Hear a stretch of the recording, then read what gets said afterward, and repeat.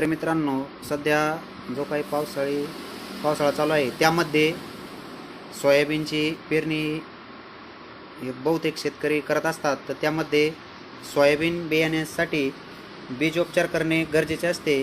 तर शेतकरी मित्रांनो, त्यामध्ये तुम्ही पाहू शकता सिजेंटा कंपनीचे क्रुझर हे एकरी 30 किलो बियाण्यास 160 ml त्यामध्ये वापरायचे आहे आणि बीजोपचार केल्यानंतरच त्यामध्ये सोयाबीनची पेरणी करायची आहे.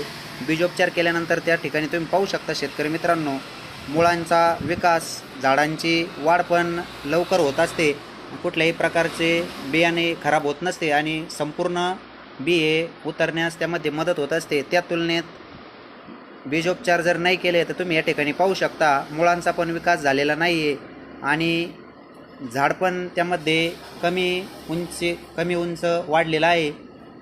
त्यामुळं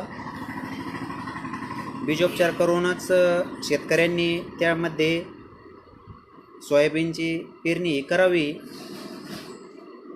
तुम्ही या ठिकाणी फरक पाहू शकता शेतकरी मित्रांनो, बीजोपचार केले आणि न बीजोपचार केलेले ट्रे